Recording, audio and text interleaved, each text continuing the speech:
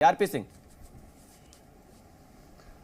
देखिए कैसे बड़ों को मान सम्मान देना ये हमारे सिस्टम में है। इनकी तरह नहीं है कि राहुल गांधी के आगे किस प्रकार मनमोहन सिंह जी कैसे खड़े रहते थे, क्या हालत रहती थी, सबको जानकारी है। हमारे यहाँ पूरा मान सम्मान बड़ों को दिया जाता है। परंतु मैं जरा शेट्टी साहब को याद दिला दूं, यंग इंडिया के अंदर खड़गे साहब की पोजीशन क्या है और राहुल गांधी और सोनिया गांधी जी की पोजीशन क्या है, सबको जानकारी है। राहुल गांधी, सोनिया गांधी उसके शेयर होल्डर हैं और खड़गे साहब उनके एक चीफ एग्जीक्यूटिव ऑफिसर है, जो भी एक एग्जीक्यूटिव ऑफिसर है उस कंपनी में।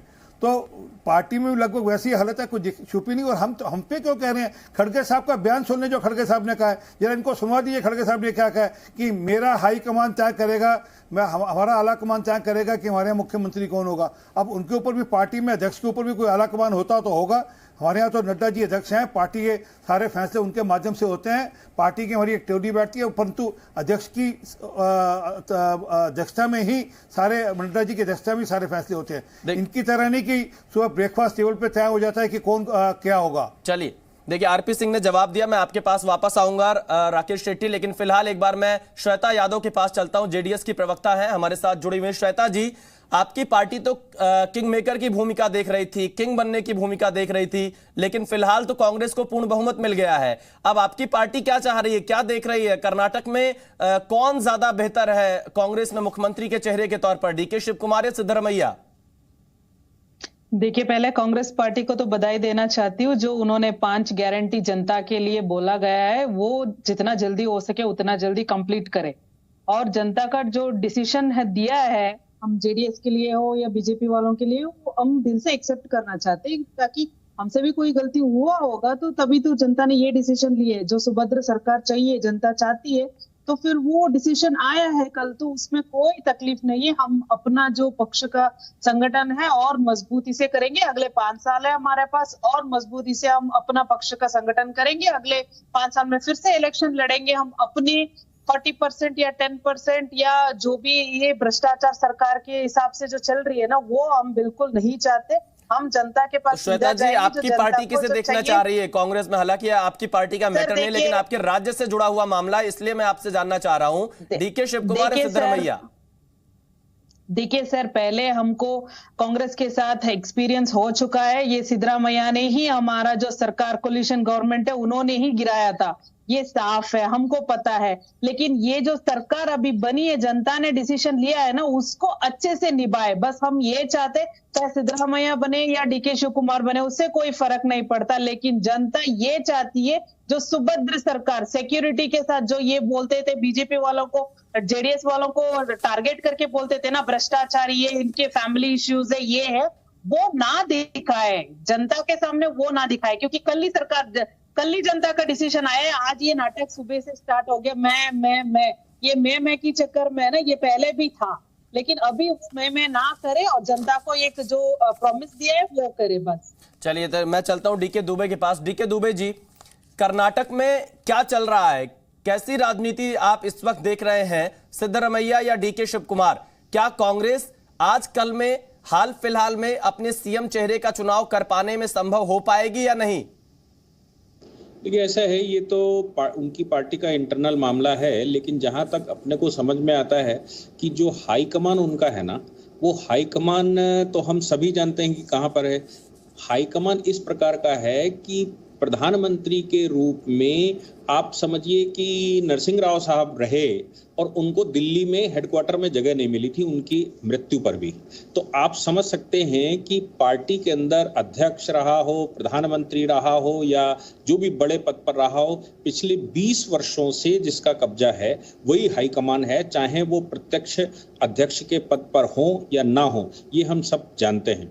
इसलिए हाई कमान का मतलब वो एक परिवार है, वो परिवार जो तय करेगा वो होगा। अब सवाल यहाँ पर पैदा होता है कि प्रियंका के नजदीक कौन है या उनके राहुल गांधी के नजदीक कौन है, और फिर उन दोनों के बीच में भारी कौन पड़ जाता है। ये भी जैसा राजस्थान में चल रहा था कि भाई पायलट किसके ज्यादा नजदीकी हैं और अशोक गहलोत किसके नजदीकी हैं, वो दोनों में द्वंद्व चल रहा है, परिवार में ही चल रहा है। ये मुझे लगता है कि डिसाइडिंग फैक्टर के रूप में फिर सोनिया जी बैठेंगी ही, तब डिसाइड होगा। अभी इसमें समय लगेगा, इतना आसान कर्नाटक में मुख्यमंत्री का चुनाव नहीं है, क्योंकि दोनों पार्टियां भारी हैं और दोनों आप कह पार्टियों रहे हैं डीके दुबे की आसान नहीं है मुख्यमंत्री का चुनाव। मैं एक बार फिर से कांग्रेस के प्रवक्ता राकेश शेट्टी के पास चलता हूं। राकेश शेट्टी जी, क्या वाकई बहुत कठिन है मुख्यमंत्री का चुनाव?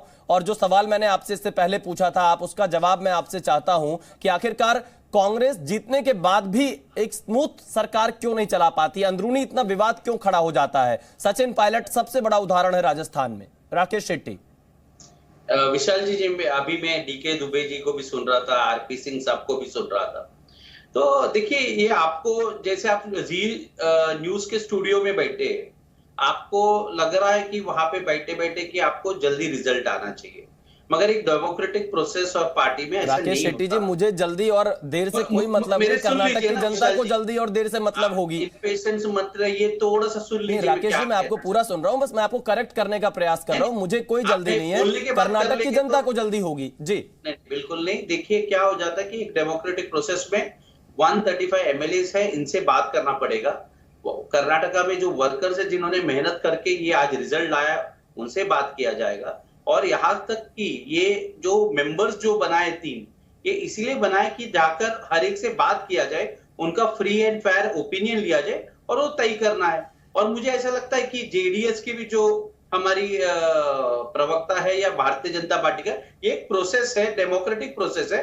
और राकेश जी, लेकिन जितना हम लोग जानते हैं कि विधायक दल की बैठक में ही तो विधायक अपना नेता चुनेंगे, फिर आला कमान कहां से आ जा रहा है?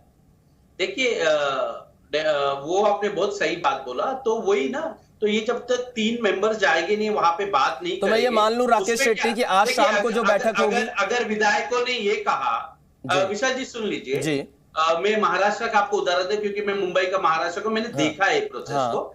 बहुत बार विधायक क्या करते हैं कि वो कहते हैं कि पार्टी हाईकमांड इसका निर्णय ले, मतलब खड़गे जी और बाकी के सीनियर लीडर तय करे, वो हमें मान्य होगा। कभी कभी ये होता है कि उनका एक चॉइस होता है, जैसे आपने देखा होगा कुछ एमएलए का चॉइस होगा, तो ये उनका डेमोक्रेटिक राइट है, वो चुन के आए।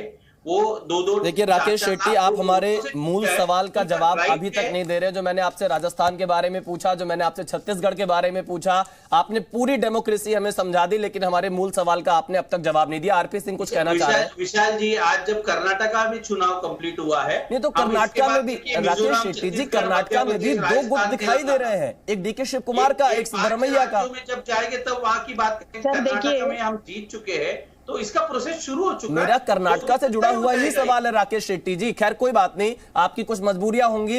मैं आरपी सिंह के पास चलता हूं। आरपी सिंह जी, आप कुछ कहना चाह रहे थे, जवाब दीजिए। अभी शेट्टी साहब ने कहा कि खड़गे साहब हाईकमांड, फिर अभी बोला इन्होंने खड़गे, अब ये स्पष्ट तो करते हैं कि हाईकमांड सीडब्ल्यूसी है या खड़गे साहब के साथ कोई 2-3 लोग, जहाँ खड़गे साहब के ऊपर कोई 2-3 लोग, वो हाईकमांड कौन है जो फैसला करेगी आपके यहाँ, स्पष्ट कर दो। बता दीजिए कि सुबह नाश्ते के टेबल पे कल फैसला हो जाएगा। सोनिया गांधी जी, राहुल गांधी जी और प्रियंका वाड्रा जी, हो सका तो शायद रॉबर्ट वाड्रा जी भी आजकल एक्टिव हैं, तो ये सबके साथ बैठ कर फैसला करके बता देंगे कर्नाटका की जनता को। तो ये सब जैसे कहते हैं, अच्छा अपनी हिंदी का ढकोसलेबाजी जिसे कहते हैं, ये सब क्यों करना कि हम अपने विधायकों से पूछेंगे, उससे पूछेंगे। अंतर्गतवा तो फैसला आपके उन्हीं 3 लोगों ने लेना है, सबको जानकारी है। और इसमें आपकी पार्टी की प्रथा है, आप उसको लोकतांत्रिक माने, गैर लोकतांत्रिक माने, परंतु कांग्रेस की यही प्रथा है कि उनके यहाँ गांधी परिवार फैसला करता है। जो गांधी परिवार तय करेगा वो खड़गे जी को भी मानना पड़ेगा और बाकी लोगों को भी मानना पड़ेगा। राकेश शेट्टी जी, गांधी परिवार ही तय करेगा मुख्यमंत्री का नाम? ये विशाल जी, अगर ऐसे तय हुआ होता था तो बहुत सारा बदलाव आपको दिखता, मगर ऐसे नहीं होता है। आरपी सिंह साहब भी जानते हैं कि इतनी जब पॉलिटिकल पार्टी, इतने वर्कर्स, इतने लोग हैं, एक परिवार पार्टी का दिशा नहीं तय करती है, पूरे की पूरी स्टॉक। गांधी परिवार की भूमिका रहेगी या नहीं, उनकी राय ली जाएगी या नहीं?